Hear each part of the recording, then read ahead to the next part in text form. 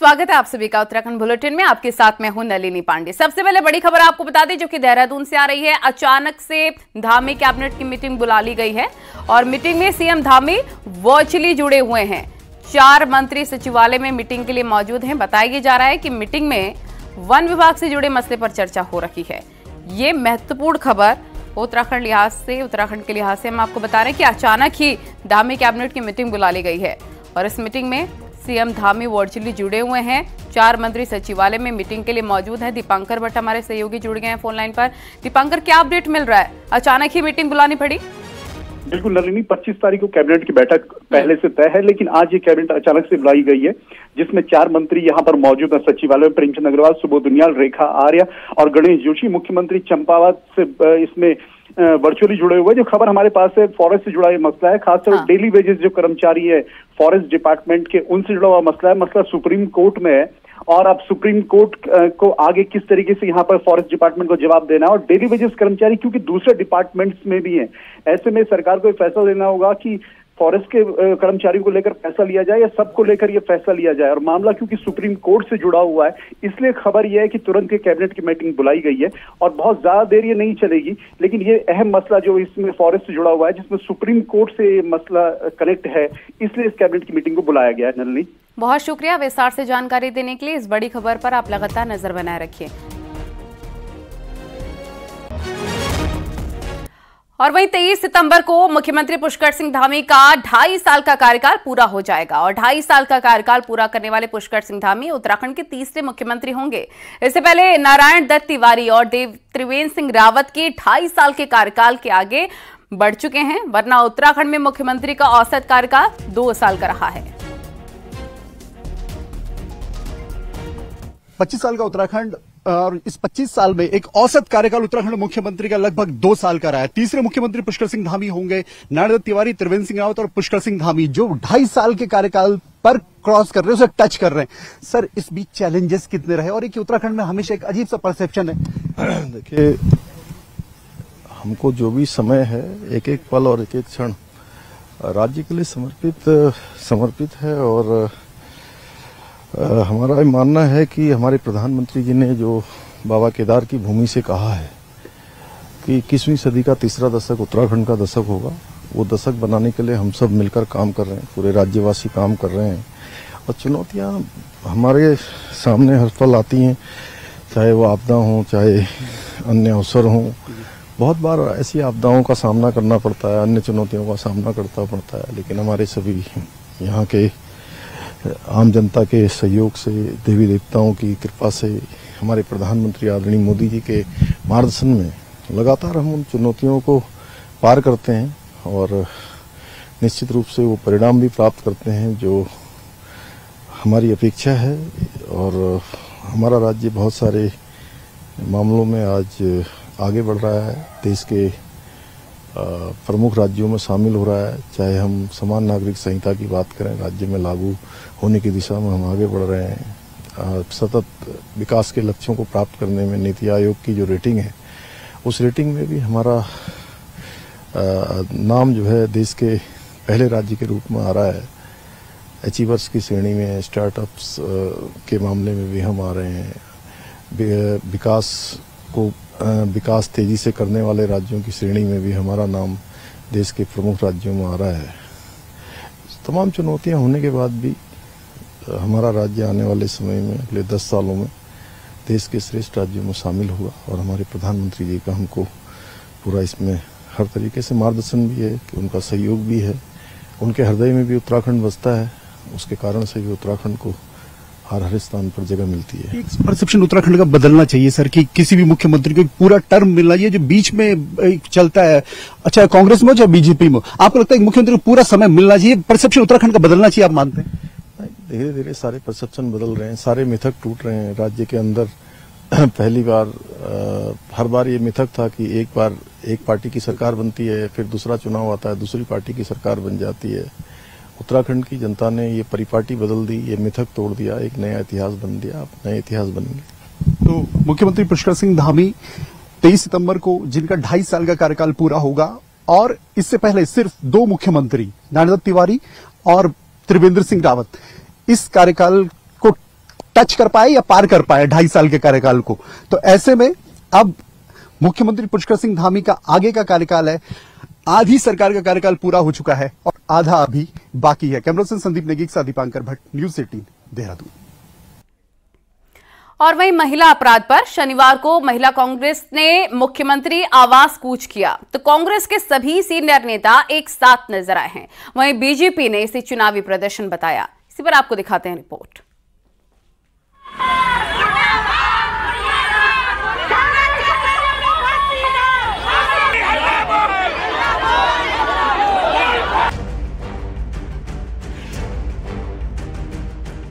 काले कपड़े और लाल दुपट्टे के साथ महिला कांग्रेस ने शनिवार को प्रदर्शन किया, तो महिला अपराध से जुड़े अलग अलग मुद्दों के साथ मुख्यमंत्री आवास कूच किया। तो इस दौरान महिलाओं की पुलिस के साथ झड़प भी हुई। प्रदर्शन की खास बात ये रही कि इसकी अगुवाई महिला प्रदेश अध्यक्ष ज्योति रौतेला ने की, तो सभी सीनियर नेता उनके साथ दिखे। नेता विपक्ष यशपाल आर्य, पूर्व सीएम हरीश रावत, पूर्व अध्यक्ष गणेश गोदियाल साथ चले, तो कांग्रेस प्रदेश अध्यक्ष करण महारा, रंजीत रावत और हरक सिंह रावत ने गिरफ्तारी दी। ज्योति रौतेला ने कहा कि महिला अपराधों पर बीजेपी कार्रवाई करने से बच रही है। ये प्रदेश है, पूरे प्रदेश में जिस तरीके से बलात्कार की घटनाएं बढ़ रही है, अत्याचार और दुराचार की घटनाएं बढ़ रही है, उसके खिलाफ था। और ये जो धामी पुलिस है, बलात्कारियों पे तो काम नहीं कर पा रही है, लेकिन वो प्रदर्शनकारी है, उनके साथ इस तरह का व्यवहार कर रही है। महिलाओं से जुड़े मुद्दों पर महिला कांग्रेस लगातार एक्टिव दिखी है। ठीक 1 साल पहले इसी दिन ज्योति रौतेला ने अंकिता भंडारी केस में बाल मुंडवा दिए थे। नेता विपक्ष यशपाल आर्य के मुताबिक महिला कांग्रेस की एक्टिविटी से फायदा पूरी पार्टी को होगा, तो बीजेपी प्रदर्शन के पीछे इलेक्शन को वजह बता रही है।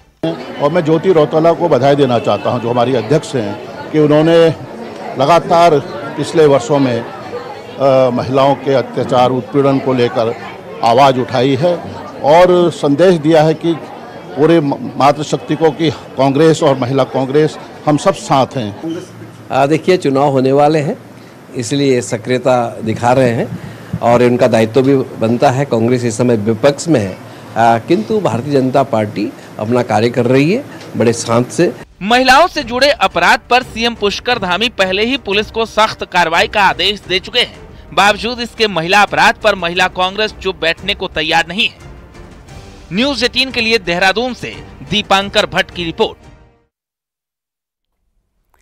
उत्तराखंड कांग्रेस की प्रभारी कुमारी शैलजा को हरियाणा के पूर्व सीएम मनोहर लाल खट्टर ने बीजेपी में आने का ऑफर दे दिया है, जिस पर उत्तराखंड कांग्रेस के नेताओं का कहना है कि बीजेपी चाहे कैसा भी ऑफर क्यों न दे दे, कुमारी शैलजा कांग्रेस में ही रहेंगी और बीजेपी के लिए अंगूर खट्टे ही रहेंगे। बताया जा रहा है कि कुमारी शैलजा हरियाणा के कुछ नेताओं से नाराज चल रही हैं और पिछले 6-7 दिनों से चुनाव प्रचार भी कर रही हैं। शैलजा जी बहुत सीनियर नेता हैं और कई बार कैबिनेट मंत्री रही हैं, इस समय हमारी प्रभारी भी हैं और मुझे ऐसा नहीं लगता। और बाकी बीजेपी तो इस समय सत्ता के मद में है, वो तो हर एक को खरीदने की बात करती है, हर एक को लेने की। यहाँ उत्तराखंड में करते हैं 14,000 लोगों को लेने वाले हैं, क्या हुआ? उस परिवार से एक रिश्ता भी है उनका, गांधी परिवार से श्रीमती सोनिया गांधी जी हमारी नेता, उनसे भी रिश्ता है। तो अंगूर खट्टे हैं, वो अपने पार्टी को देखें। हमारे कांग्रेस में जो वो सोचते हैं कि कोई बगावत होगी, वो सपना है उनके लिए। और बीजेपी के प्रदेश अध्यक्ष महेंद्र भट्ट शनिवार को रामपुर पहुंचे हैं, जहां उन्होंने बीजेपी कार्यकर्ताओं की मीटिंग ली और महेंद्र भट्ट ने कहा कि प्रदेश में अभी तक 7 लाख नए सदस्य बने हैं। साथ ही वहीं उन्होंने कांग्रेस की केदार प्रतिष्ठा यात्रा पर सवाल उठाते हुए कहा कि भगवान केदार को भला कौन प्रतिष्ठा दिला सकता है। ये भी कहा कि कांग्रेस की यात्रा इंद्रदेव को भी पसंद नहीं आई, इसलिए ही केदारनाथ के रास्ते ब्लॉक हो गए थे। प्रतिष्ठा यात्रा, बाबा केदार को कोई राजनीतिक प्रतिष्ठा दिला सकता है क्या? उसके राजनीतिक यात्रा के रूप में मैं कह सकता हूं, और उसका प्रमाण स्वयं कांग्रेस के अध्यक्ष करण महाराज ने दे दिया है। उन्होंने अपने पूर्व विधायक का नाम लेकर कहा है कि अगर वो मात्र 3 किलोमीटर चले हैं, ज्यादा चलते उनको राजनीतिक लाभ होता। तो हम शुरू से कह रहे थे कि केदारनाथ की कांग्रेस की यात्रा है, ये राजनीति से प्रेरित यात्रा है। और सच्चाई क्या है, इंद्रदेव को भी यात्रा पसंद नहीं आई। कांग्रेस की यात्रा जब हुई तो रास्ते बंद हो गए, कांग्रेस की यात्रा को जाने से भगवान केदार नहीं रोका है।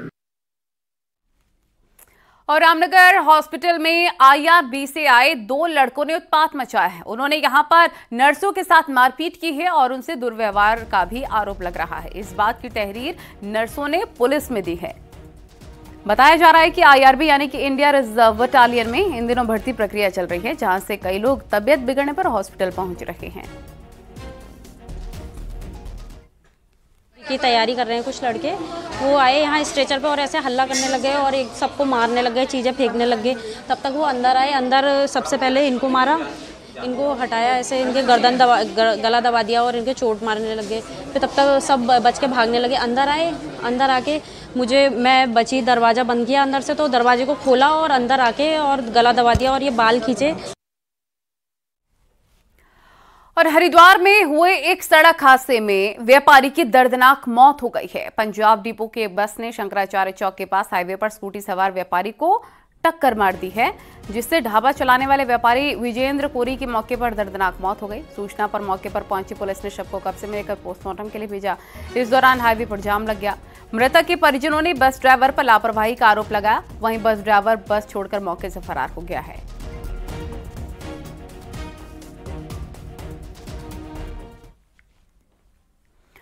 और रेप के आरोपी नैनीताल दुग्ध संघ के अध्यक्ष मुकेश बोरा को हाई कोर्ट से फिर से झटका लगा। मुकेश बोरा की अग्रिम जमानत याचिका को कोर्ट ने खारिज कर दिया है। साथ ही कुर्की पर भी रोक लगाने से इनकार कर दिया है। हाई कोर्ट ने कहा कि आप भगोड़े हो और गलत काम किया है। मुकेश बोरा पर महिला और एक नाबालिग से रेप का आरोप है। आज जब अग्रिम जमानत याचिका की सुनवाई हुई थी तो आफ्टर आर्गुमेंट कोर्ट ने पाया कि जो उत्तराखंड में नोटिफिकेशन 2020 का लागू है, जिसमें पॉक्सो अधिनियम के अपराधों में एंटिसिपेटरी बेल की रेमेडी अवेलेबल नहीं है, तो कोर्ट ने इस लीगल पोजीशन के आधार पर उनकी एंटिसिपेटरी बेल खारिज कर दी है। और टिहरी में नरेंद्र नगर के कठूड़ गांव के ग्रामीणों ने भी गांव में बाहरी लोगों की आवाजाही पर रोक लगा दी है और बिना परमिशन के गांव में आने पर 500 रुपए का जुर्माना लगाने का निर्णय भी लिया है।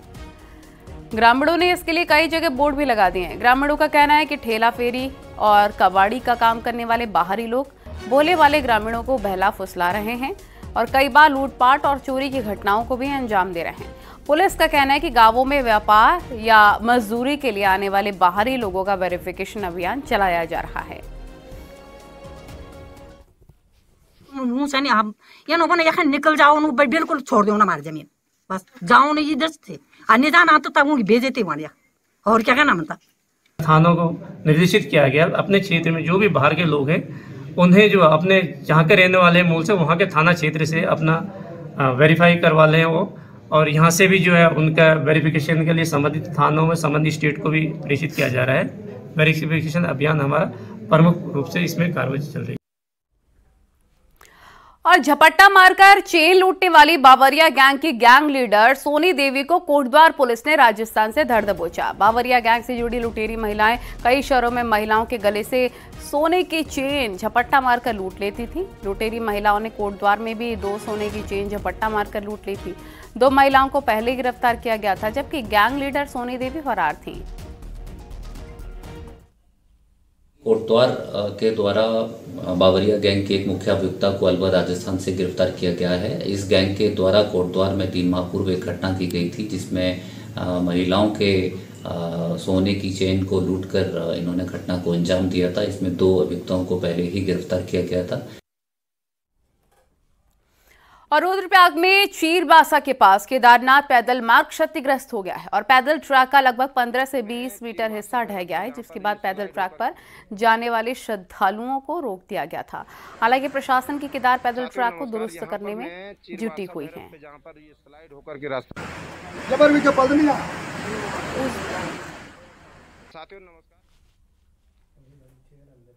उत्तरकाशी में यमुनोत्री हाईवे पर कल्याणी से आगे 2 किलोमीटर का हिस्सा बीते 2 सालों से लोगों के लिए मुसीबत बना हुआ है और बरसात होते ही सड़क कीचड़ में तब्दील हो जाती है।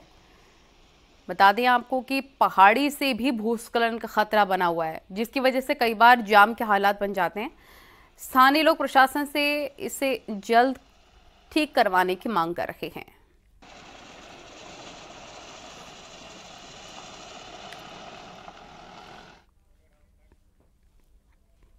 खबरें विस्तार से। मुख्यमंत्री हेल्पलाइन में आई एक शिकायत को निपटाने के एवज में पैसे मांगने का मामला सामने आया है। पुलिस के अनुसार पैसे मांगने वालों में सीएम पोर्टल टीम में काम करने वाला शुभम आनंद एक संविदा कर्मचारी है और इसके साथ ही प्रॉपर्टी डीलर शैलेंद्र गोसाई को भी पुलिस ने पकड़ा है, जो सीएम पोर्टल कर्मचारी के साथ मिलकर ठगी कर रहा था। में भी सभी थाना प्रभारियों को देहरादून में निर्देश दिए गए थे कि सभी शिकायतों का निस्तारण भी किया जाए और शिकायतकर्ताओं से भी पर्सनली बात करके उनकी समस्या का समाधान हुआ है कि नहीं इसकी जानकारी दी जाए।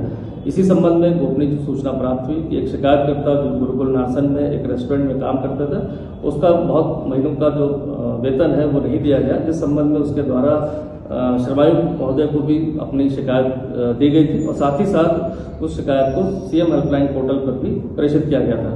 इस संबंध में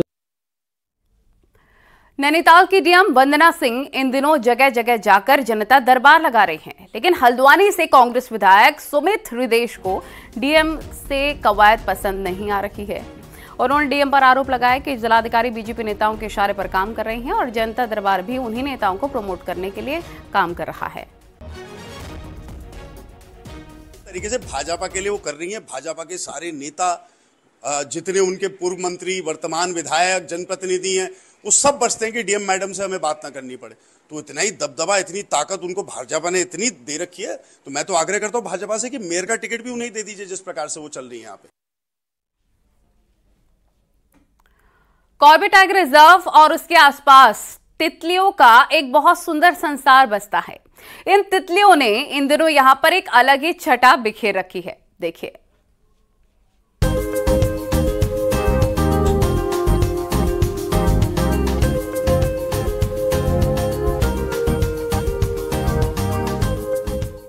कॉर्बेट टाइगर रिजर्व यूं तो बाघों के लिए मशहूर है, लेकिन यहाँ रंग बिरंगी तितलियों की भी एक अनूठी दुनिया है। इन तितलियों ने इन दिनों यहाँ खूबसूरत रंग बिखेरा हुआ है, जो हर किसी को आकर्षित कर रहा है। तितलियों के जानकार इसे स्वस्थ पर्यावरण की पहचान बता रहे हैं। देखिए, निश्चित रूप से जो तितलियां हैं वो हमारे पारिस्थितिकी तंत्र का एक बहुत महत्वपूर्ण कीट हैं और ये एक अच्छे परिवेश का सूचक हैं। जहाँ कहीं इनकी उपलब्धता होती है, इसका मतलब वो वहाँ पर प्रदूषण नहीं है, पेस्टिसाइड्स का उपयोग नहीं है और परागण के ये बहुत महत्वपूर्ण कीट हैं।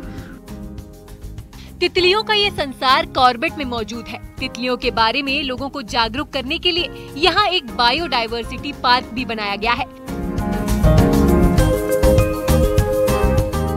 जो कॉर्बेट के ढेला गेट के पास स्थित है।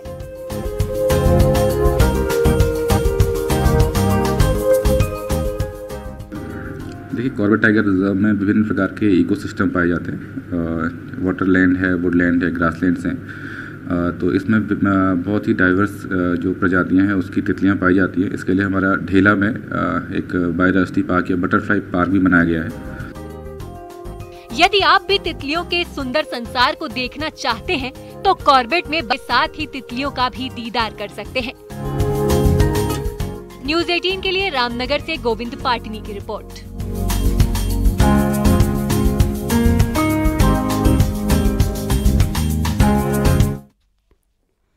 उत्तराखंड के लोक पर्व हरेला को राष्ट्रीय पर्व घोषित करने की मांग पर अब अंतर्राष्ट्रीय और राष्ट्रीय धावक तुंगनाथ से दिल्ली एक करीब 450 किलोमीटर की दौड़ लगा रखे हैं। श्रीनगर पहुंचे धावकों ने कहा है कि 450 किलोमीटर की दूरी वो 6 दिन में पूरी कर लेंगे। 19 सितंबर से शुरू हुई इस दौड़ में 5 धावक शामिल हैं।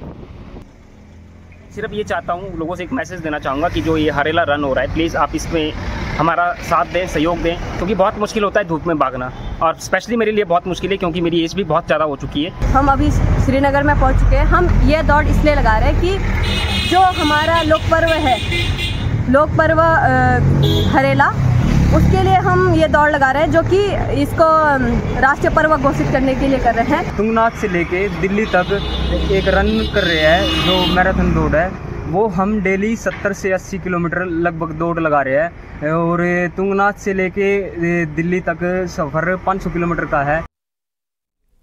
और राज्यपाल गुरमीत सिंह आज रुड़की के कोर यूनिवर्सिटी के दीक्षांत समारोह में शिरकत करने के लिए पहुंचे थे। इस दौरान उन्होंने स्टूडेंट्स को डिग्रियां भी दी हैं। और कॉलेज के कुल 615 स्टूडेंट्स ने दीक्षांत समारोह में हिस्सा भी लिया। राज्यपाल ने कहा कि गोल्ड मेडल पाने वालों में बेटियां सबसे आगे थी। ये खुशी की बात है और 2047 में हमारा देश विकसित राष्ट्र के रूप में उभर आएगा, इसलिए युवाओं की भूमिका सबसे अधिक महत्वपूर्ण होती है। अत्यंत गर्व था अपने हर एक स्टूडेंट्स को देखकर। 650 ने अपनी डिग्रियां हासिल की हैं, लेकिन सबसे गहरी खुशी तब हुई जब देखा कि जो गोल्ड मेडल विनर्स थे उसमें सबसे ज़्यादा हमारी बेटियां थी। तो एक एहसास होता है कि हमारा यूथ, हमारी बेटियां किस प्रकार से सफलता की ओर बढ़ रही हैं।